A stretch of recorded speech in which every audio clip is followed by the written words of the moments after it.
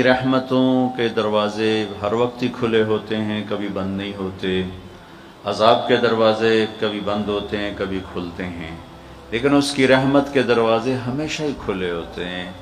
حسن بصری تابعین کے سردار ہیں، وہ بیان فرما رہے تھے کہ جو اللہ کا در کھٹکھٹاتا رہتا ہے اللہ دروازہ اس کے لیے ضرور کھولتا ہے، جو اللہ کے در پہ دستک دیتا رہتا ہے اس کے لیے دروازہ ضرور کھلتا ہے۔ یہ ایک محاورہ ہے، انہوں نے بات غلط نہیں کی تھی، ایک محاورے کی بات، لیکن ایک بڑھیا کھڑی ہو گئی،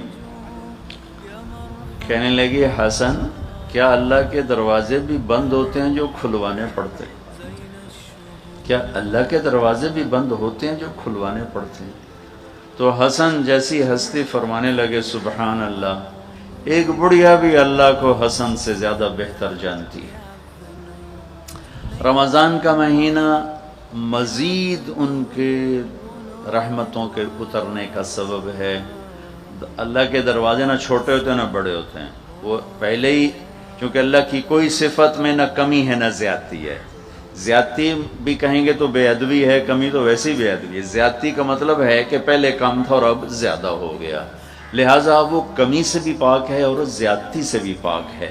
زمان و مکان اس کی ضرورت نہیں ہے، وہ ہماری ضرورت ہے، اور تنگی فراخی اس کی ضرورت نہیں، وہ ہمارے ساتھ بنی ہوئی شکلیں ہیں۔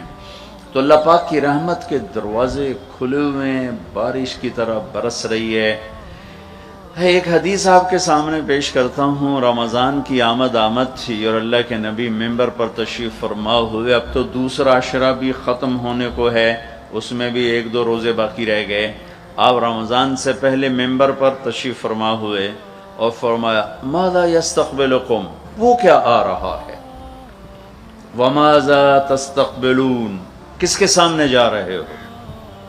تو ہلچل سی مچی کہ آپ کس کو کہہ رہے ہیں، کیا کہہ رہے ہیں؟ پھر آپ نے زور سے کہا ماذا یستقبلکم وماذا تستقبلون، وہ کیا آ رہا ہے اور تم کس کے سامنے جا رہے ہو؟ پھر حیرت میں اضافہ ہوا صحابہ کی، پھر آپ نے ایک اور دفعہ فرمایا ماذا یستقبلکم وماذا تستقبلون، کون سامنے آ رہا ہے، وہ کون آ رہا ہے اور تم کس کے سامنے جا رہے ہو؟ تو جب وہ حیرت اپنی پیک پر پہنچی تو عمر رضی اللہ عنہ کھڑے ہو گئے، یا رسول اللہ کیا ہوا؟ اوحی نزل، کیا کوئی آسمان سے وحی اتر آئی ہے؟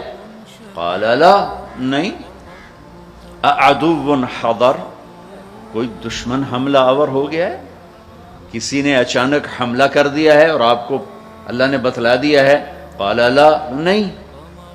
تو کہ یا رسول اللہ کیا ہوا ہے؟ تو آپ نے کہا رمضان آ رہا ہے۔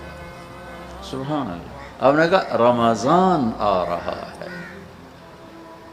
کتنے خوبصورت انداز میں پیش کیا، رمضان آ رہا ہے۔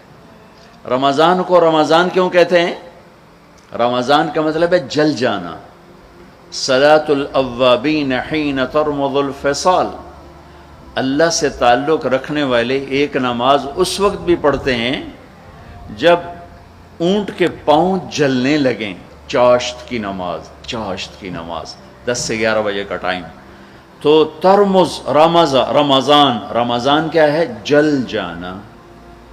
اور میں یہ کہتا ہوں کہ 12 مہینوں میں سے 11 کے نام عربوں نے تجویز کیے اور 12واں رمضان اللہ نے آسمان پہ تجویز کیا کہ اللہ نے قرآن اس وقت پڑھا تھا جب انسان نہیں تھے، زمین نہیں تھی، آسمان نہ تھے، تو اس وقت اللہ نے قرآن کی تلاوت فرمائی کائنات کے بنانے سے 1000 سال پہلے۔ تو اس میں اللہ نے یہ آیت پڑھی ہوگی شہر رمضان الذی انزل فیہ القرآن، کہ اس مہینے کو رمضان کا نام اللہ نے انسانوں کیا زمین آسمان کے بننے سے بھی پہلے دے دیا، پھر عربوں کی زبان پر اس کو جاری فرما دیا۔ جل جانا، کیا جلتا ہے؟ کیا مناسبت ہے رمضان اور روزے میں؟ کیا مناسبت ہے؟ ابھی پیاس کی وجہ سے اندر میں آگ لگی ہوئی ہے، اور آج مجھے سارا دن بہت پیاس لگی کہ میں نے آج پانی بہت کم پیا، تو صبح اٹھتے ہی مجھے پیاس تھی، اور اب وہ پوری شدت پہ ہے، اسے ایک آگ لگتی ہر روزہ رکھنے والے کے اندر، معدہ خالی ہونے کی وجہ سے وہ خالی مشین چلتی ہے تو اس سے ایک آگ پیدا ہوتی ہے، اب یہ ایک بھٹی تیار ہو گئی ہے بھوک اور پیاس کی آگ سے۔ اب وہ شہنشاہ کیا کرتا ہے کہ پورے سال کے گناہوں کو تھوڑا تھوڑا اٹھا کر اس بھٹی میں ڈالتا ہے اور جلاتا ہے، ڈالتا ہے جلاتا ہے، ڈالتا ہے جلاتا ہے۔ ایک روزہ رکھا، کتنے گناہ اٹھائے گئے، جل گئے، صاف۔